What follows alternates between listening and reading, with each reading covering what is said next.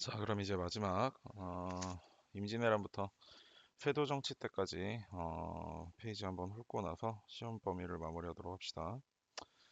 자, 우선 임진왜란부터 보겠습니다. 니들이 가장 자신 있어 하는 부분이 임진왜란이지. 근데 정작 임진왜란 깊게 들어가면 니들 잘 모르거든. 자, 우선 임진왜란의 배경부터 볼게요. 배경 우선 한국 배경부터 보겠습니다. 임진왜란이 1592년에 일어나는데 1392년에 조선이 건국됐죠. 딱 200년 만에 일어난 전쟁인데 문제는 그 200년 동안 조선이 전쟁을 제대로 해본 적이 없습니다. 그렇기 때문에 200년간의 평화에 물들어가지고 군역이 굉장히 문란해진 상태예요. 예.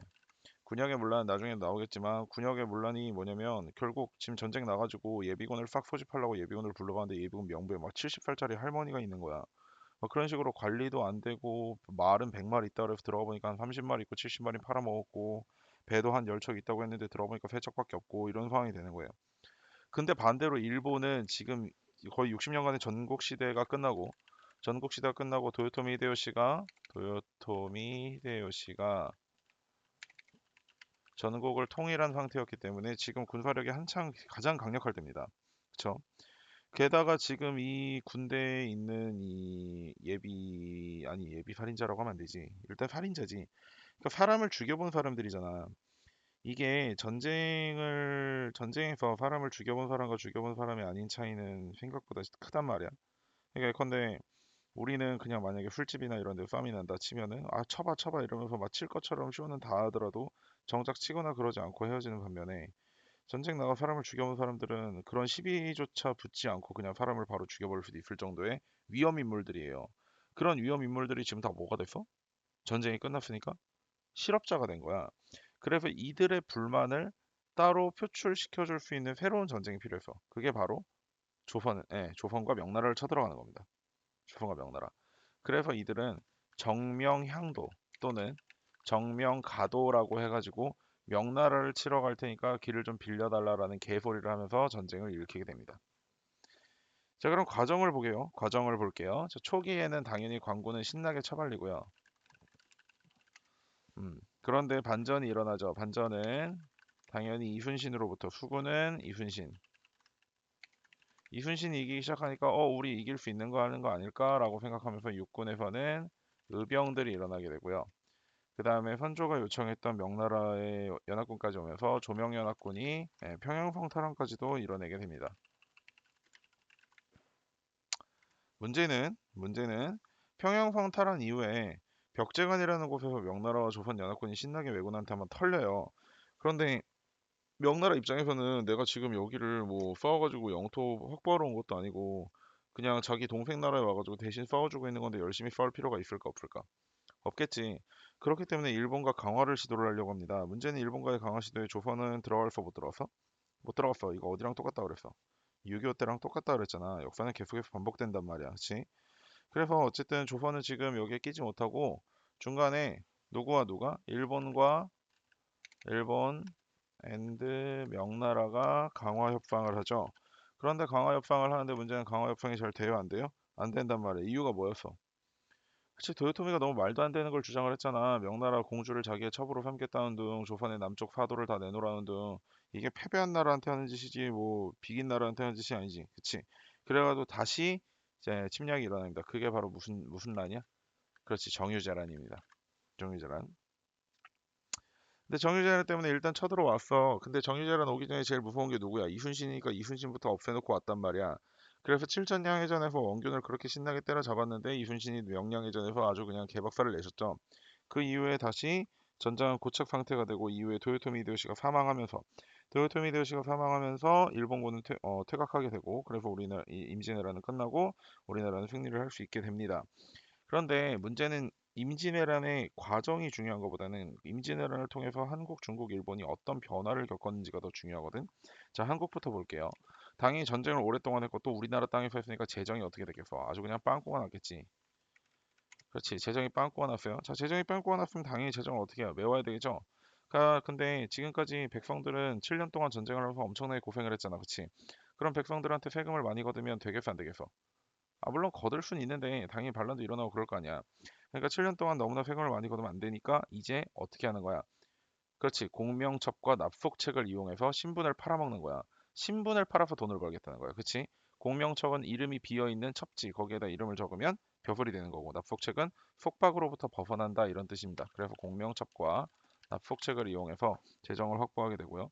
이렇게 되니까 당연히 신분제가 흔들리면서 신분제가 동요하고 어떤 신분이 늘어나겠어? 그렇지, 양반 신분이 늘어나겠죠. 다음 일본 봅시다. 자, 일본은 에도 막부가 성립됩니다. 에도 막부를 성립했던 도쿠가와 이에야스는 도요토미 히데요시처럼 이렇게 임진왜란에 참전한 영주가 아니기 때문에 조선에 화신을 보냅니다. 조선에 화신을 보내서 나는 임진왜란에 참전 안 했던 존나 선량한 쪽발이다. 그러니까 우리랑 다시 교류도 맺고 우리가 포로도 돌려줄 테니까 우리랑 다시 잘 지내보자라고 화신을 보내요. 그래서 조선이 이거에 대해서 오케이 그렇게 해줄게라고 해서 회답하는 겸 그들이 보낸 국서에 회답하는 겸 포로를 다시 돌려오기 위한 쇠한 회한사를 같이 보냅니다. 그래서 첫 번째 통신사인 회답겸 회한사를 보내거든요. 그 이후로부터 계속해서 일본과는 기후약주를 통해서 교류를 맺고 왔다 갔다 합니다. 근데 지금 일본의 변화를 보는 거잖아. 그치? 에도 막부가 성립되고 그 다음에 우리나라에서 데려갔던 성리학자 강항 그 다음에 뭐 도자기 뭐 이삼평 이런 사람들을 이용해서 일본의 어떤 문화를 발전시킵니다. 그 다음에 중국도 볼게요. 명나라도. 얘들아 군대라는 건 원래 어디 있는 거야? 그렇지. 적과 싸울 만한 곳에 미리 지키고 있는 거지. 그치? 그런데 우리나라와 중국은 싸우는 사이인가? 아니잖아. 그치? 그럼 중국이 우리나라의 옆에 군대를 놔뒀다는 건 우리나라를 막기 위해서야 아니면 우리나라 북쪽에 있는 여진족, 북방민족을 막기 위해서야. 그치? 북방민족을 막기 위해서야. 근데 그 북방민족을 맞아야 되는 군대가 임진왜란 때문에 우리나라에 들어와서 싸웠어. 그러면 원래 그들을 막아야 됐던 북방민족은 어떻게 되겠어? 훨씬 세력이 커지겠죠. 자, 그겁니다. 자, 당연히 중국도 돈을 많이 썼어, 안 썼어? 썼지. 그럼 재정 문제가 어떻게 되겠어요? 악화되겠죠. 그 상태에서 북방민족의 성장도 막지 못했으니까 여진족이 성장하고 후금이 건국됩니다. 요게 임진왜란의 결과입니다. 자, 그러면 붕당 정치와 병자호란 여기 쭉 넘어가서 볼 텐데 붕당 정치를 보기 전에 우리가 그 선생님하고 같이 했던 저기 붕당 그 계보를 좀 봐야 될 것 같아요. 그렇죠? 근데 이 붕당 계보가 선생님은 가로로 썼는데 선생님이 그냥 제일 비슷한 걸 찾아봤는데 세로더라고. 그리고 여기는 이제 안 나오는 것들도 많잖아. 그치? 이거를 차라리 잠깐만 좀 기다려봐. 자, 이렇게 하고 설명을 해봅시다. 자, 우선 붕당을 알기 전에 아니지 붕당을 시작하기 전에 사림 그 우리 사발생기 끝나고 나서 그때부터 시작을 해야 돼요. 사발생기 끝나고 나서부터 붕당이 이제 사림이 정권을 잡았는데 그 사림이 다시 둘로 나눠집니다. 그 이유가 뭐냐? 첫 번째 이조 전랑 문제 때문에 나눠집니다. 이조 전랑. 이조 전랑 문제가 뭐냐? 이조 전랑이 무슨 관직이었지? 그렇지. 판사를 임명해주는 관직이었지. 굉장히 명예직이라 그랬어. 근데 처음에 이조전랑으로 김효원이라는 사람이 추천을 받았어. 그 사람은 어디냐면 동인 쪽이에요. 동인 쪽. 근데 그 김효원이라는 사람을 어디서 반대했냐면 서인 쪽에서 반대를 했어. 왜? 옛날에 김효원이 뇌물을 받아 처먹은 전적이 있다라고 해가지고 반대를 했단 말이야. 근데 어쨌든 이조전랑이 되긴 됐다. 그러고 나서 이조전랑이 다음 때 이조전랑을 추천해야 되는데 서인 새끼들이 진짜 양심이 어디 털이 났나. 서인 애들이 갑자기 그러는 거야. 야, 심의겸이라는 애가 우리 쪽 사람인데 얘 진짜 괜찮은 사람이거든. 얘 좀 추천해줘. 라고 얘기한 거야. 야, 김의원 입장에선 자기를 반대했던 애들이 자기네 사람들을 추천해달라는데 대가리 총 맞지 않고서 이걸 추천을 해주겠냐고. 그치? 그러니까 당연히 반대를 했어. 그랬더니 갑자기 동인하고 서인이 싸우기 시작했단 말이야. 물론 그것 때문에 싸우기 시작한 것만은 아니고. 자, 동인은 퇴계학파고 서인은 율곡학파입니다. 즉, 동인은 퇴계 정신을 이은 애들이고 서인은 율곡의 정신을 이은 애들인데 문제는 얘네가 훈구파에 대한 생각이 조금 틀렸어. 동인은 훈구파에 대해서 굉장히 강경파를 택했던 사람이고 서인은 훈구파에 대해서 굉장히 온건한 태도를 취했던 사람들이야. 왜냐? 자, 동아시아사를 배웠던 친구들은 주리론과 주기론을 기억하죠. 그쵸? 우리 한국사 애들도 여기서 잠깐 같이 보고 갑시다. 자, 뭐 윤리학 사상에서 주리론, 주기론을 배우게 되면 니네 지금 A4 용지 한 10장 받아야 돼. 그치? 근데 우리는 역사에서 배우는 주리, 주기론이니까 우리 간단하게만 넘어가자고. 성리학이라는 거는 이와 기를 가지고 뭐 어떤가 물건을 구분하려고 합니다. 모든 물건에는 이와 기가 있다고 생각해. 그럼 이와 기가 뭐냐? 선생님 이상형이 뭐예요? 그랬을 때 선생님은 얼굴 이쁘고 몸매 좋고 착하고 뭐 들어올 때 들어오고 나올 때 나오고 돈 많고 명 짧은 여자를 좋아한다 이렇게 말하는 것과 선생님은 뭐 그냥 얼굴이나 이런 거 뭐 외모나 이런 거 하나도 안 보고요. 그냥 선생님 좋아해주는 마음하고 착한 마음만 있으면 돼요. 이렇게 얘기하는 거. 야, 우리는 일반적으로 유교 탈레반 조선 국가에서 살고 있으면 전자가 낫다고 생각해? 후자가 낫다고 생각해? 당연히 후자가 낫다고 대답하겠지만 니들의 선택은 다 전자일 거 아니야. 그치? 그런 게 똑같아요. 이와 기입니다. 이게 이와 기예요. 즉 도덕적이고 누가 봐도 선택할 것 같은 그런 걸 선택해야 될 것 같은 내면의 어떠한 아름다움 그게 이고요. 반대로 그것을 감싸고 있는 껍데기 이런 걸 기라고 합니다. 그쵸? 그러면 전자가 기고 후자가 이겠지. 아까 얘기했던 거. 그치? 야, 윤리화 사상을 이렇게 대표하면 진짜 어디서 쌍욕 처먹는다? 이기론을 이렇게 얘기하면 안 돼 원래. 근데 우리가 배우는 이기론은 딱 여기 정도까지만 배우고 들어가면 된단 말이야. 자, 그러면 주 리로는 뭐야? 이를 더 중시했다는 거고 주 기로는 뭐야? 기를 더 중시했다는 거야? 아니야. 기를 이와 동급으로 봤다는 거야. 이거 중요해. 절대로 성리학에서 기가 이를 넘어갈 순 없어. 근데 퇴계학파에서는 퇴계학파 즉 퇴계 천 원짜리는 이와 기 중에 당연히 이가 압도적으로 훌륭하다라고 이야기를 한 거고 율곡학파 5천 원짜리는 이도 중요하지만 기도 그만큼 중요할 수 있다라고 이야기하는 거야. 부동어로 표시해 보면 무슨 말인지 알겠지? 내가 수업 시간에 얘기했던 것처럼. 그치? 자, 그런 상황이 왜 그럼 그런 상황이 오느냐? 자, 주리론을 주장했던 퇴계학파 때는 퇴계가 천 원짜리가 뭐 학문 닦고 뭐 저기 하고 있을 때는 사화 발생깁니다. 자기 친구들이 말 한마디 잘못했다고 훈구파한테 맷돌로 갈려나가고 있던 시대야. 사약 처먹고 맨날 죽고 있었다고. 그러니까 좀 더 도덕적이고 훈구파들에게 체계를 안 잡히기 위해서도 그리고 뭔가 이렇게 뭐 투쟁하는 어떤 독립투사의 마음으로라도 이렇게 도덕에 좀 더 집중할 수밖에 없어. 반대로 율곡이 정권을 잡았을 때, 그러니까 천 원짜리와 오천 원짜리의 세대 차이는 한 30년 나거든. 율곡이 정권을 잡았을 때 사화가 끝나고 사림이 정권을 잡았던 그 시기입니다. 그렇기 때문에 지금 붕당이 나눠진 상태에서 누가 천심과 민심을 읽어서 더 좋은 정책을 가지고 조정을 이끌어 나갈 수 있을 것이냐를 봤기 때문에 도덕보다도 정책이라는 기에 더 집중하는 겁니다. 그렇죠. 이런 상황이기 때문에 동인과 서인이 나눠집니다. 자, 그런 상황에서 지금 정권을 잡은 사람은 누구냐? 동인입니다. 동인. 자, 원래 권력은 나눠 먹는 거라 그랬어? 혼자 먹는 거라 그랬어? 그렇지, 혼자 먹는 거야. 그러면 이 중에 뭐가 갈라지겠어? 동인이 갈라집니다. 그래서 갈라진 게 남인과 북인이에요.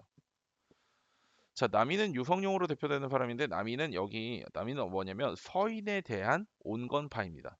북인은 서인에 대한 강경파예요. 이 당시 서인의 대가리가 누구였냐면 윤두수와 정철이야. 얘 정철 진짜 싫잖아. 관동별곡, 풍민곡, 사민곡 쓴 개새끼잖아 그거. 어. 자, 그 새끼가 이 서인의 대가리였는데 유성룡은 이 당시에 온건파라고 했잖아 방금 서인에 대한 온건파. 얘는 뭐 정철이나 윤두수하고도 어느 정도의 교분을 가지고 있었고 같이 술도 먹고 나라 일도 이야기할 수 있고 이 정도의 상황이었습니다. 이순신도 남인으로 봐요. 유성룡과 굉장히 친했었기 때문에. 어. 그런데 어쨌든 정권 자체는 북인이 잡습니다. 서인을 몰아내자고 하는 북인이 잡고 이 북인이 선조 말년에 광해군과 영창대군으로 나누어서 대북은 광해군을 지지하고 소북은 영창대군을 지지합니다. 자, 그럼 우리는 여기서 또 계보도를 봐야 되는데 잠깐만 기다려. 계보도 가지고 올게. 자, 계보도 봅시다. 자, 선조의 첫 번째 왕후였던 이인하고 박씨는 자식이 없어요. 그쵸? 자식이 없다고 내가 얘기했었지. 그래서 공빈 김씨로부터 나왔던 임해군과 광해군을 박씨가 거의 다 길렀다 그랬잖아. 그치? 그런데 전쟁 터지기 전에 선조가 빤스런하기 전에 광해군을 패자로 책봉해 놓고 갔고 그런 상황에서 이제 전쟁을 지내면서 이순신과 광해군은 선조의 인기를 넘을 정도로 굉장히 큰 활약을 하죠. 그렇게 되다 보니까 지금 선조는 광해군이 마음에 들어 안 들어? 전제왕권 국가에서 자기 왕보다 인기가 많은 사람이 마음에 들겠어 안 들겠어? 안 든단 말이야, 그치? 자, 그런 상황에 얘가 죽어버려요. 첫 번째 부인이 죽어버리니까 두 번째 중전을 받는데 얘가 나이 차이가 엄청난다 그랬잖아. 얘 50살 넘을 때 얘 15, 16이라 그랬잖아.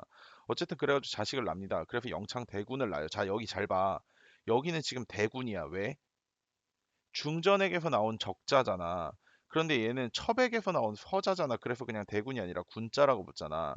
그러니까 광해군이 공이 많으니까 광해군을 옹립해야 된다. 반대로 영창대군이 정통성이 높으니까 영창대군을 살려야 된다. 그렇게 둘이서 싸우는 게 바로 여기 나와 있는 대북과 소북입니다. 자, 누가 이겼겠어? 예. 소북을 뭐 어떻게 해주기도 전에 선조가 그냥 골로 가요. 그래가지고 대북이 됩니다. 대북이 돼가지고 광해군이 잡죠. 자, 그런데 문제는 광해군 입장에서 영창대군은 어떤 존재야?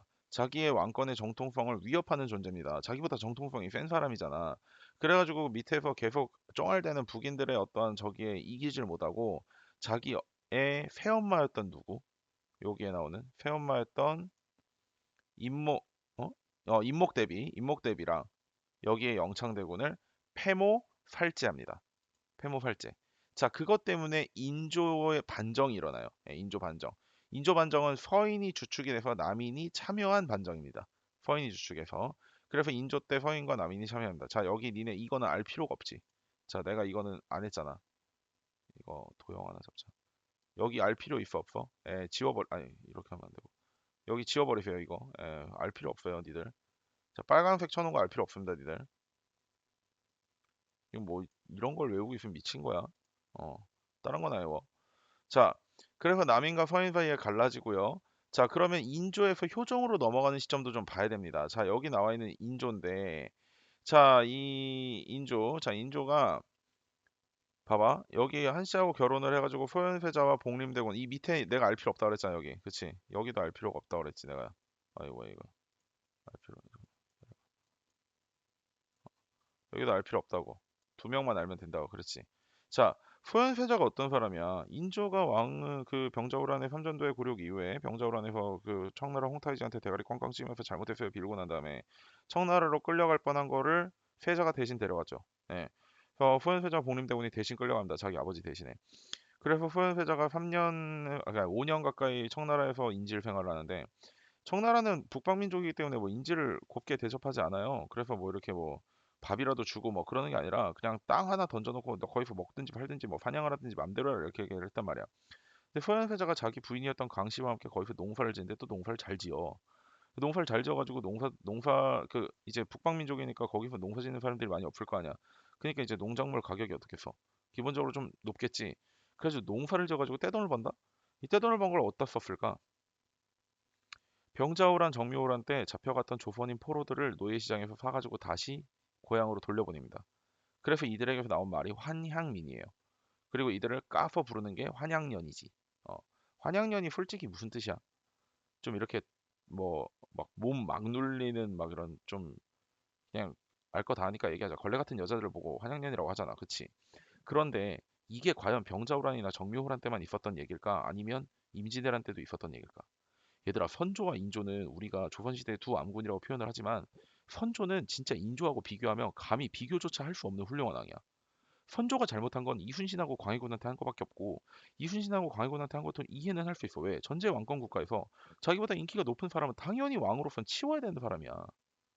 그렇잖아? 그래서 얼마든지 할 수 있는데 선조가 욕먹은 건 내가 수업 시간에 그 얘기 한번 해줬지. 깡패가 쳐들어왔을 때 빤스런했던 선생들이 막판에 경찰 데려갔다고 내가 이 학교를 지켜야 돼 이렇게 얘기하는 거랑 똑같다고. 그걸 뭐라고 한다 그랬어? 제조지은이라고 한다 그랬잖아. 그치? 뭐 그런 거로 욕먹을 수는 있어도 뭐 정치나 이런 걸로 욕먹을 사람이 아니거든 선조가. 어, 선조 때에도 이런 일이 있었습니다. 왜군에게 끌려갔던 여자들이 과연 곱게 들어왔을까요? 아니면 강간당하고 돌아왔을까요? 그렇죠. 강간당하고 몸이 더럽혀지고 돌아왔는데 정신 나간 유교 탈레반 국가에선 이걸 또 어떻게 하겠어? 뭐 몸이 더럽혀졌으니까 이혼을 하겠다, 뭐 쫓아내야 된다, 말도 안 되는 소리를 했잖아. 선조는 실록에 남아 있습니다. 각 지방 후령들에게 남자들이 끌려갔던 여자들에 대해서 어떤 이상한 짓을 하려고 한다거나 아니면 가정에서 쫓아내려고 한다면 반드시 차단해서 엄벌하라고 했어요. 그거는 그 여자들의 잘못이 아니라는 거야.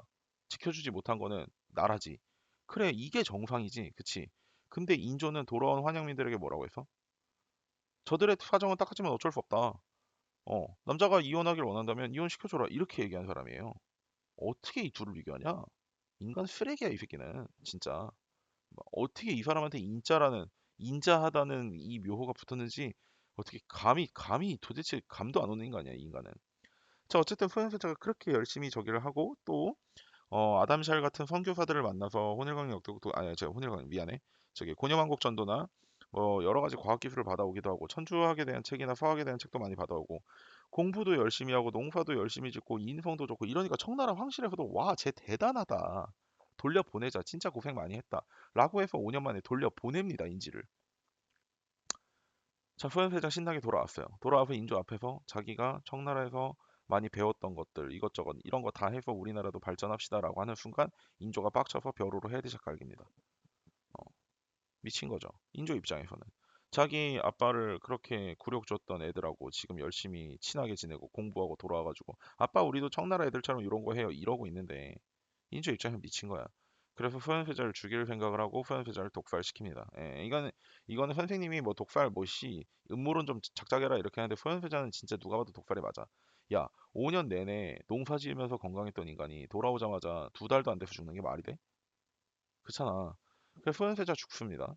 자, 근데 일단 죄 지어서 죽은 건 아니고 병사한 거니까 왕위 계승권은 지금 소현세자의 누구에게 가야 돼요? 아들에게 가야 돼. 소현세자의 아들이 3명이나 있었어. 그런데 이 3명의 아들을 어떻게 하고 싶어? 다 죽여버리고 싶습니다, 인조는. 그런데 이제 와서 5살짜리 애들한테 무슨 죄를 씌워가지고 죽이겠어. 그치? 그러니까 누구를 타겟팅했을까? 소현세자의 마누라인 강 씨를 타겟팅하는 겁니다. 그래서 강 씨가 소현세자의 죽음의 원한을 가지고 뭐 이제 자기 인조를 뭐 이렇게 뭐 저주를 했다 뭐 이렇게 뭐 그런 거 있잖아. 막 죽은 토끼 같은 거 파묻고 막 글 같은 거 써가지고 파묻고 이런 거 있잖아. 막 뭐라고 해 재웅이라고 해가지고 막 뭐 지푸라기 인형에다가 뭐 대못 받고 막 이렇게 불태우고 이러는 거 그런 걸 했다고 누명을 씌워가지고 강 씨를 사형 먹여서 죄인을 만듭니다. 자 그러면 죄인의 아들들은 조선시대는 연좌제를 택했기 때문에 역시 어떻게 되는 거예요? 죄인이 되는 거죠. 그래서 5살도 안 된 애기 셋을 제주도로 귀향을 보내는데 그 제주도는 지금 역병이 돌고 있어. 그래서 결국 셋째 아들이었던 이석경 빼고는 다 죽습니다. 미친 새끼예요, 진짜. 사람도 아니에요, 이 새끼는. 예. 그래가지고 그 다음에 왕이 되는 사람이 효종, 둘째 아들이었던 복림대군입니다. 이 사람이 조선왕조 최고 피지컬이거든. 자, 어쨌든 여기까지 봤으면 다시 여기 붕당으로 돌아옵시다. 자, 효종 때 남인과 내가 요거 산당과 한당 나왔지. 산당과 한당. 요거 교육과정 외입니다. 그런데 대동법이 너무나 중요한 거기 때문에 보고 넘어간다 그래서. 그치? 자, 그러면 대동법이라는 게 뭐냐? 자, 대동법을 제일 먼저 시행한 건 광해군입니다. 그리고 광해군에서 인조로 넘어갔을 때 광해군 맨 처음에 황해도에서 제일 먼저 시작했고요. 그다음에 인조에 강원도로 넘어가고요. 효종 때 전국적으로 시행이 되는데 이 전국적 대동법 실시를 절사 반대한 새끼들이 산당이고 실시를 주장했던 애들이 한당입니다. 당연히 집권당은 어디겠어요? 산당입니다. 자, 그러면 왜 집권당이 반대를 했는지 지금부터 조금 더 설명할게요. 대동법을. 자, 대동법이라는 걸 알기 전에 우리는 정세, 지세, 역세를 기억을 해야 됩니다. 우리 수조권, 세금 이런 거 이야기하면서 정세, 지세, 역세 기억나? 지세가 뭐야? 땅에다 내는 세금. 그치? 정세가 뭐야? 사람에 내는 세금. 역세가 뭐야? 노동력으로 내는 세금. 그렇지. 자, 정세가 바로 특산물 세금이 주역이는데, 자, 이런 겁니다. 전라도의 특산물이 뭐야? 홍어라고 칩자. 자, 근데 순창에 있는 사람들한테 홍어를 구해오래. 야, 순창에 바다 있어, 없어? 없지. 그럼 홍어 구하려면 어떻게 해야 돼? 아니, 조선시대. 지금 말고. 지금이야 하나로마트 가면 있겠지. 조선시대에 지금 순창에서 홍어를 구하러 가려면 어디로 가야 돼? 아, 바닷가로 가야 될 거 아니야. 바닷가로 가려면 힘들어, 안 힘들어? 힘들지. 옛날에 뭐 차가 있어, 뭐 오토바이가 있어, 뭐가 있어. 걸어가야 될 거 아니야. 그치? 그럼 걸어갔다 온 다음에 농사 누가 지어? 농사를 망할 거 아니야. 자, 그러면 이때 등장하는 사람이 백경배 같은 사람입니다. 홍어를 잔뜩 사가지고 홍어 팝니다 이러고 있어요. 예. 그래서 이걸 구해야 되는 사람이 가가지고 이걸 구해야 되는 뭐 누구라고 할까? 병환이가 병환이가 이걸 구하기 위해서 백경배한테 가가지고 홍어 얼마예요? 라고 물어봅니다. 그랬더니 백경배 뭐라고 하냐면 100만 원이요 이러는 거야. 병환이 기가 차는 거야. 아니 기껏해야 10만 원밖에 안 할 홍어를 내가 지금 굉장히 안 좋은 상황이라고. 내가 지금 반드시 이 홍어를 세금으로 내야 되는 상황이라고 100만 원씩 갖다 팔아버리는 거에 대해 어이가 없는 거야. 자, 이걸 박납이라고 합니다. 본인이 직접 구하는 게 아니라 박납업자가 물건을 대신 구해주고 박납 대신해서 납부해주는 거. 돈만 받고 대신해서 납부해주는 거. 근데 문제는 이 박납에서 폭리를 취해. 어, 그러다 보니까 병원이 같은 애들이 내가 더러워서 직접 가서 구해오고 만다라고 해서 군산 가서 아니면 뭐 흑산도에 가서 홍어를 구해왔습니다. 자, 홍어를 구해가지고 순창 군수였던 권수정한테 가가지고 이제 홍어를 내려고 수정이한테 여기 올해치 정세인 홍어 한 마리 가져왔습니다. 그랬더니 수정이가 딱 보더니 야 이거 썩었잖아. 안 받아 이러는 거야. 급변 어이가 없는 거야. 아니 홍어 원래 썩혀 먹어요 이러면서 덤벼도 이거 썩었잖아 안 받아 이러고 있는 거야. 왜? 권수정은 왜 안 받는 거야 지금 이거를? 그렇지. 백경배한테 뇌물을 쳐먹은 거예요. 박납업자가. 자기한테 산 물건만 세금으로 받으라고 뇌물을 쳐매기는 겁니다. 그쵸? 자, 근데 언제부터 우리나라가 뇌물을 바로 윗사람한테만 때렸어? 뇌물은 어떻게 때리는 거야? 위에서 아래까지 전부 목구멍에 꽉꽉 집어넣어서 토하지도 못할 정도로 매기는 게 뇌물이란 말이야. 그러면 과연 박납업자들이 어디까지 뇌물을 먹였을까? 중앙 정계까지 뇌물을 먹였겠지. 자, 박납업자들 입장에서 대동법이 실시되면 그야말로 망합니다. 그럼 대동법은 뭐냐? 대동법의 정의는 어디서든지 구할 수 있는 걸로 세금을 내라는 겁니다. 즉 어디서든지 구할 수 있는 거 쌀과 면포와 동전을 가지고 세금을 내라는 겁니다. 특산물을 구하려고 하지 말고. 그럼 박납업자들 다 어떻게 돼? 길거리 나앉아야 돼. 바가지 긁고 있어야 된단 말이야. 그치? 그러니까 중앙에서 박납업자들이 대동법을 시행하지 말아달라고 하고 위에다가 뇌물을 칠까 안 칠까? 치겠지. 뇌물을 치려면 어디에 쳐야 돼? 집권당에 쳐야 될 거 아니야. 그치? 그러니까 이 산당 새끼들이 뇌물을 뒤지게 받아 처먹고 대동법 실시를 반대하는 거야. 무슨 말인지 알겠어? 자, 그렇게 해서 산당과 한당을 보고요. 자, 그 다음에 현종 넘어가기 전에 다시 가계도 한번 보겠습니다. 자, 여기 보세요. 인렬왕후 한씨가 죽고 난 다음에 인조도 또 지네 여기랑 비슷한 얘기 하려고 장렬왕후 조시라 그래가지고 어린 여자애를 새롭게 중전으로 맞아들입니다. 자, 이 장렬왕후가 문제예요. 당연히 효종보다 어릴까 나이가 많을까? 어리겠지, 그치? 그런데 효종이 죽었어요. 자, 효종이 죽었을 때 장렬왕후가 상복을 몇 년 입느냐를 가지고 싸우는 게 현종 때 일어나는 예속 논쟁입니다. 그리고 효종의 마누라가 죽었을 때 이거를 세시엄마? 뭐라고 해야 돼 이걸? 세시 시계모? 뭐 하여튼 그런 거 그 장렬왕후가 또 몇 년을 입느냐 가지고 싸우는 게 2차 예속 논쟁이에요. 자, 그러면 예속 논쟁에 대해서 보겠습니다. 현종 때. 자, 현종 때는 남인과 서인이 각각 예속 논쟁에서 한 번씩 이깁니다. 맨 첫 번째는 서인이 집권당이었기 때문에 서인이 이깁니다. 서인이 대수가 이제 아니, 서인의 대가리가 이 당시에 송시열이라는 사람이었는데 와, 이 새끼도 천하의 개새끼예요, 진짜. 효종이 송시열을 너무너무 많이 믿었어. 그래가지고 막 둘이서 사관도 쫓아내고 1대1로 불러가지고 막 북벌 얘기도 하고 뭔 얘기도 하고 엄청나게 신뢰하던 자기 부하였는데 그 효종이 죽자마자 송시열이 하는 말이 뭐냐면 왕이 죽었으니까 상복을 몇 년 입어야 될까요? 물어봤는데 아니 우리 왕이 정통성이 없잖아요. 둘째 아들이었잖아요. 이 지랄을 떠는 거야. 그래가지고는 1년만 입어도 될 것 같습니다. 요 소리를 하고 있는 거야. 야 이게 현종 입장에서 얼마나 기분이 나쁠까? 자기 아빠가 정통성이 없다고 상복을 3년이 아니라 1년을 입자는데. 그치? 개쓰레기 같은 새끼잖아, 진짜.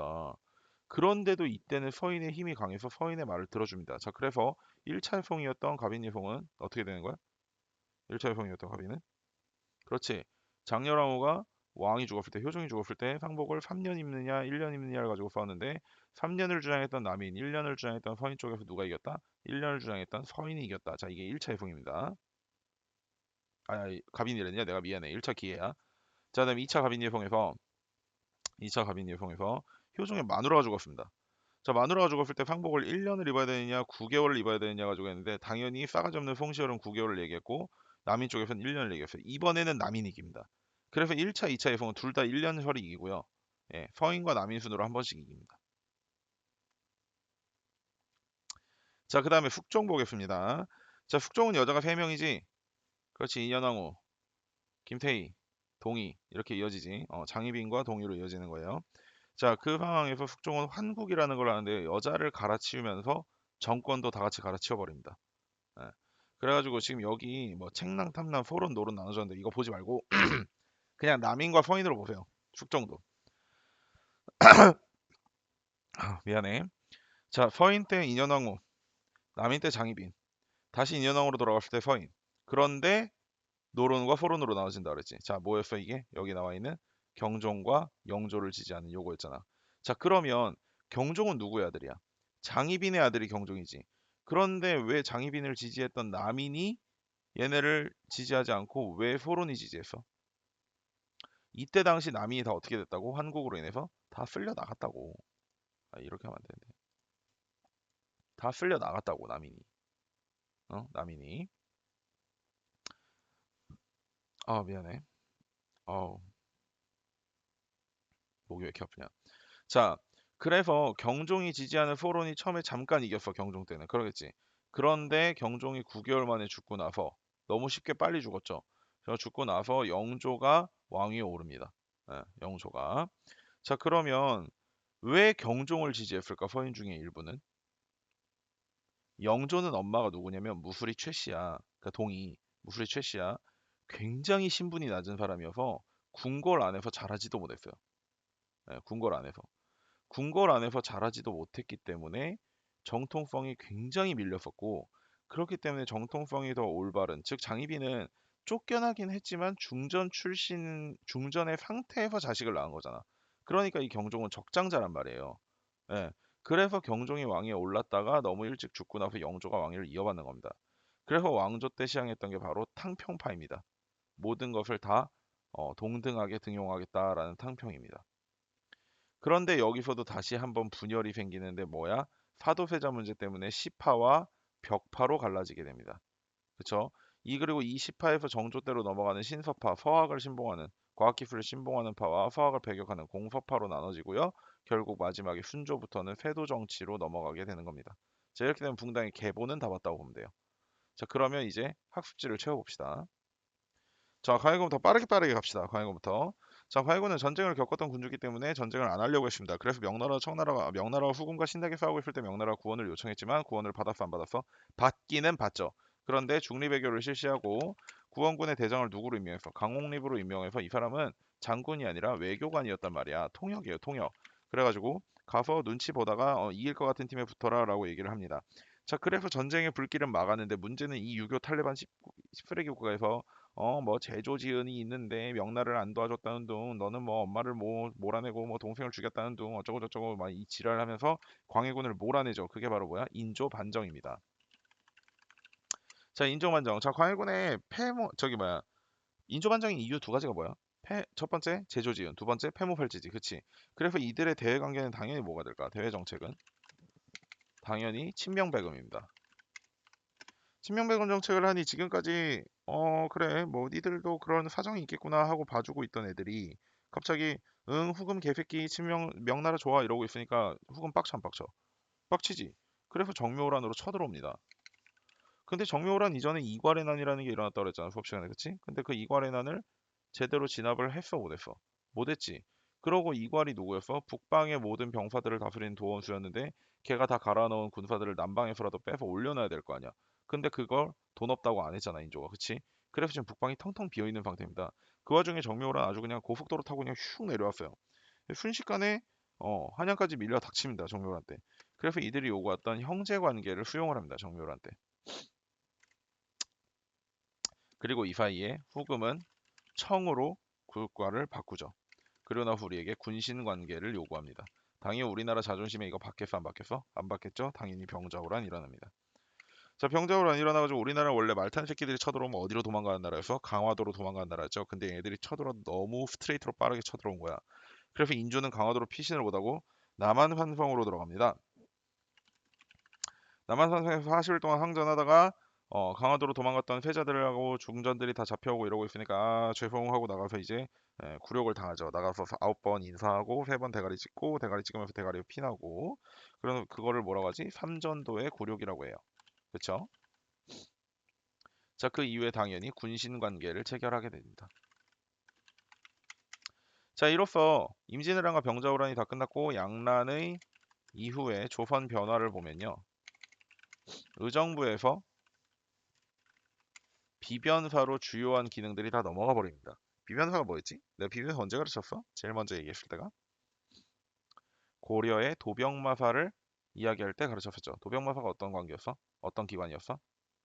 비상시 회의기구였지. 긴급회의기구. 자, 무슨 말이냐? 자, 예컨대 내가 지금 급해 어디서 반란이 일어났어. 그래가지고 뭐 주한이를 장군으로 임명해가지고 5만 명의 병사를 줘서 5만 명의 병사가 먹일 곡식도 한 20톤 정도 주고 그다음에 뭐 돈도 줘가지고 뭐 이렇게 저기 뭐야 어디까지 진출하라 이렇게 명령을 내렸단 말이야. 이게 원래대로 가려면 2조 가서 임명장 받고 병조 가서 병사 받고 호조 가서 재정 받고 공조 가서 공돌이들 불러다가 다리 놓고 이래야 돼. 그치? 언제 이거 다 하고 있어?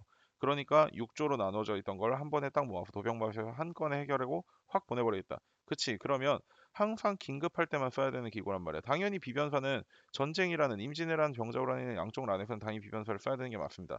근데 비변사를 써보니까 너무 편한 거야. 그래서 비변사의 권한이 강화되고 비상설 기구가 상설 기구가 돼버립니다. 그런데 왜 이렇게 안 해놨지 맨 처음에는? 권력을 분리시켜놔야 되니까 그랬잖아. 그래서 나중에 세도 정치 때 돼버리면 비변사만 점거해버리면 세도 정치 가문이 그냥 너무나 편하게 조선을 다 먹어버릴 수 있는 상황이 되는 거죠. 자, 어쨌든 의정부에서 비변사가 더 큰 세력을 가지게 되고요.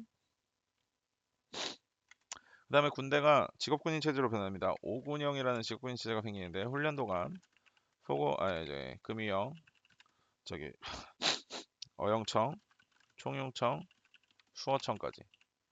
그리고 이들은 다시 사수, 팔수, 갑사로 구성이 됩니다.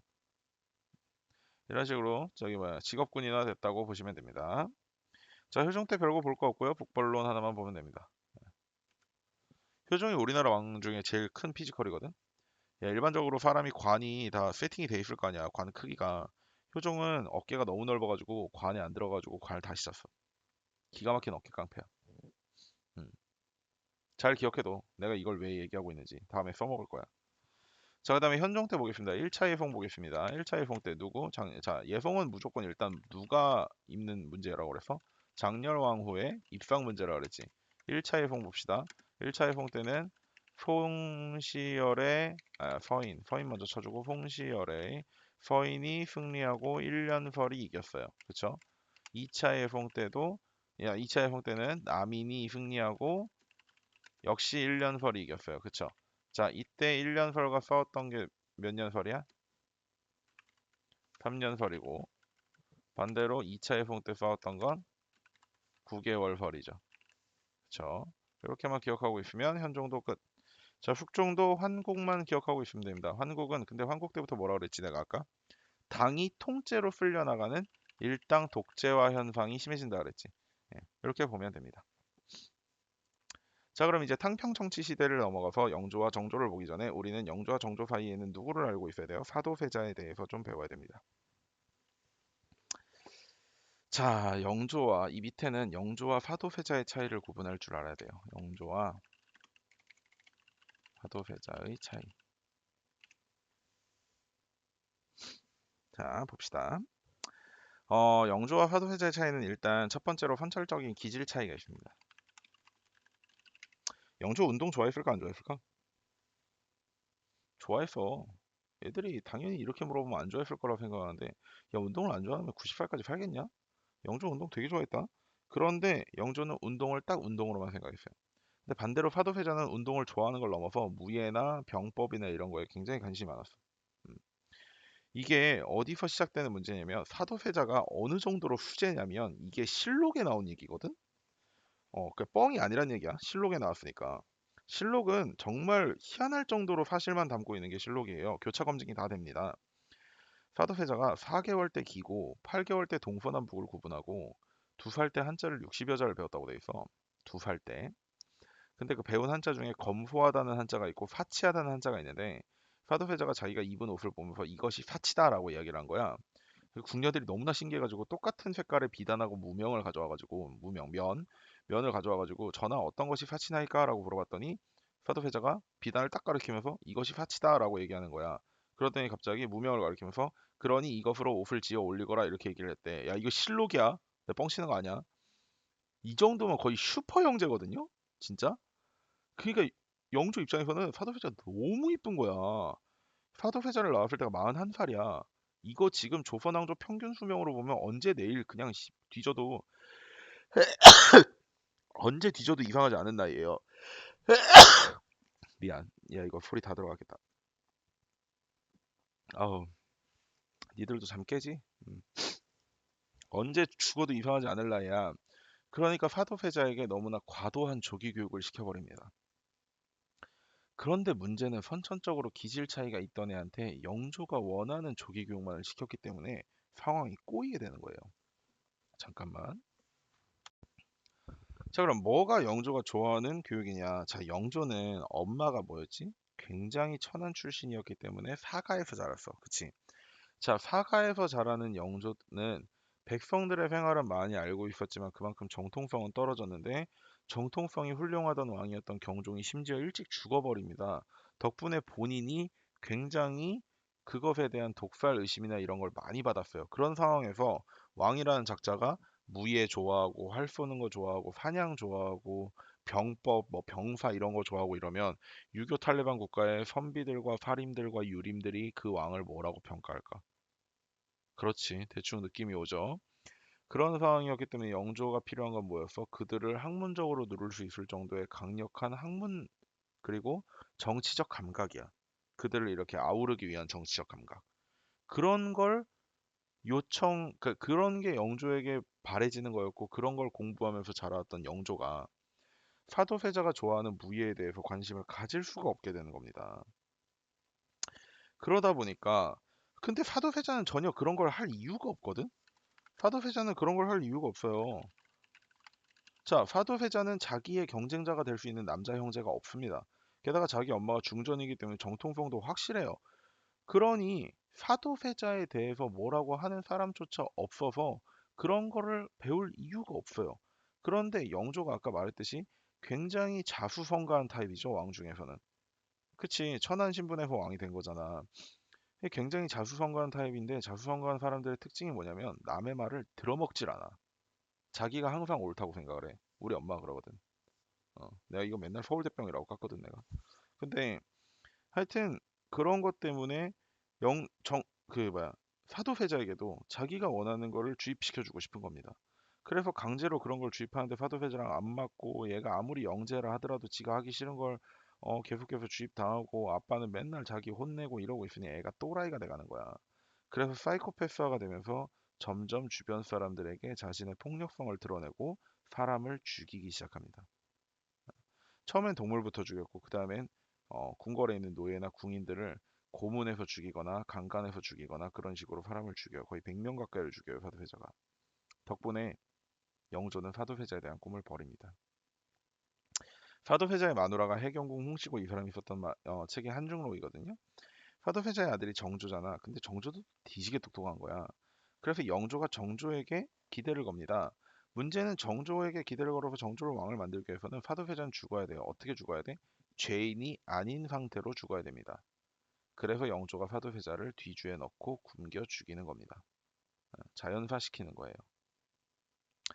자, 이런 것 때문에 영조와 정조 사이에 있는 사도세자는 아버지에게 죽임을 당한 비운의 세자가 된 거고, 자, 그럼 우린 영조와 정조를 한번 비교해 보겠습니다. 자, 영조는 서원의 힘을 약화시키고 이조전랑의 힘을 약화시킵니다. 둘 다 뭐 어떤 거야? 서원은 지방의 여론을 휘두를 수 있고요. 이조전랑은 중앙의 여론을 휘두를 수 있는 관직입니다. 즉 자기에 대해서 너무 말이 많이 나오는 것 자체가 잘못됐다고 보는 거야. 왕궁이 뭔가를 하고 있는데 왕의 어떠한 그 정책이나 이런 거에 대해서 잘잘못을 따지기보다 왕의 태생이나 왕의 학문이나 이런 거에 대해서 잘잘못을 따지고 있으니까 그런 것을 견제할 수 있는 기관을 약화시키는 겁니다. 예.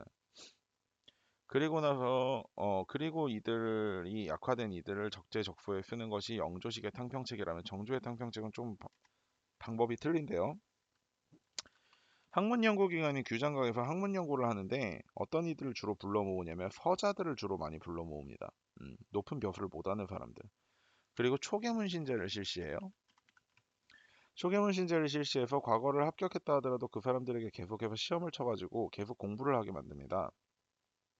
다시 말해 서자로 등용돼서 원래 높은 벼슬을 못 올라간 애들을 초계문신제를 이용해서 높은 벼슬을 끌어올리고 이들을 내가 원하는 걸 가르친 이들을 탕평 정책의 말로 쓰는 겁니다. 자기가 원하는 사람을 가르쳐서 써요. 이게 정조입니다. 전조의 업적 중에 하나는 수원화성도 있죠. 수원화성은 원래 20년짜리 프로젝트야. 그런데 정조가 너무나 여기서 일하는 백성들에게 너무나 대우를 잘해줬기 때문에 돈도 많이 주고 밥도 주고 추우면 옷도 주고 그다음에 성벽을 지을 때 자체도 백성들의 집을 피해서 짓느라고 이렇게 꾸불꾸불하게 짓거든. 그런 걸 하면서 3년 4개월 만에 프로젝트를 완성해 버립니다. 이 수원화성 프로젝트를. 수원화성을 지은 이유는 여러 가지가 있죠. 지금까지 중앙에서 너무나 강력한 세력을 가지고 있던 살인 세력을 피해서 가는 것도 있고 자기 아빠였던 사도세자의 무덤이 가까이 있었기 때문에 그걸 자주 가기 위해서 지은 것도 있고 뭐 여러 가지 이유가 있습니다. 수원화성은. 하나 더 뭐 추가하면 장용영이라는 신의 부대를 만든 것 정도도 추가할 수 있겠네요. 자, 견지해 보겠습니다. 견제는 얘기했듯이 키워드로만 기억을 하십시오. 왜냐하면 이런 거 다 어디서 가르쳐야 되냐면 다음 단원 사회경제사에서 같이 가르쳐야 됩니다. 키워드로만 기억하세요. 사회 봅시다. 신문고를 부활시켰고요. 여기는 서얼과 노비에 대한 차별을 완화시켰습니다. 기억나지? 법도 볼게요. 폭대전이 있고요. 여기는 대전 통편이 있습니다.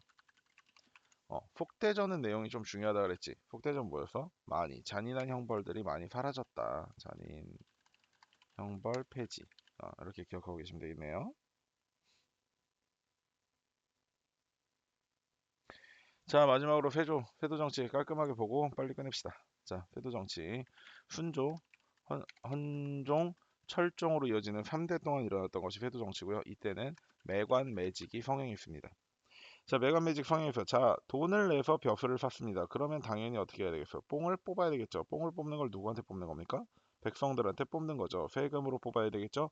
그래서 세금 관리가 문란해지는 것을 바로 삼정의 문란이라고 합니다. 삼정의 문란. 여기 있는 게 삼정의 문란이에요. 전정, 군정, 그다음에 환곡 요게 삼정이고요. 이것이 문란해지는 게 연결지결, 도결백지징세, 백골증포, 강연체, 마감체, 늑대 분석, 관적, 허력, 가분 증고 이런 것들을 뭐라고 하는 거야? 삼정의 문란이라고 하는 겁니다. 자, 삼장의 문란이 계속되고 나면 농민들의 삶은 어려워지겠어? 쉬워지겠어? 어려워지겠죠. 그러니까 농민들이 당연히 뭘 일으키는 거야? 농민 반란을 일으키죠.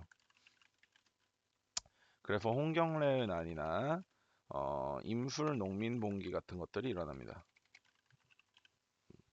그래서 이들을 달래주기 위해서 삼정의 문란을 해결하기 위해서 삼정이정청을 설치하지만 야 이런 거 관청 하나 설치했다고 이게 금방 해결될 거면 애초에 조선이 망하지도 않았겠지. 그치? 그래서 삼정이정청은 실패하게 되고요. 이거는 결국 나중에 흥선대원군이 양전 사업을 통해서 수령들이 지방에 숨겨놓은 땅을 다 찾아내고 그다음에 호포제를 통해서 양반들에게도 군포를 적기 시작하면서 어느 정도 어느 정도 해결을 하게 됩니다. 자, 이렇게 해서 시험 범위가 거의 끝났고요. 전정, 군정, 환곡 이런 거는 내가 그냥 교양 삼아서 수업 시간에 얘기해줬던 거 정도로만 기억하고 있으면 됩니다. 뭐 백골증포, 황구참정, 강연체 요 정도? 요 정도? 아니, 백지징세? 요 정도까지만 알고 있으면 크게 문제 없을 것 같아요. 백지징세가 전정이라는 거, 백골증포, 황구참정, 강연체가 군정이라는 거 정도만 알고 있으면 크게 문제 없을 것 같습니다. 그리고 그 중에서도 가장 심한 거, 제일 백성들의 피해가 컸던 것은 환곡이다라고 정도까지 알고 있으면 될 것 같고요. 여러분 고생하셨습니다. 시험 잘 보고 늦게 올려줘서 미안해요.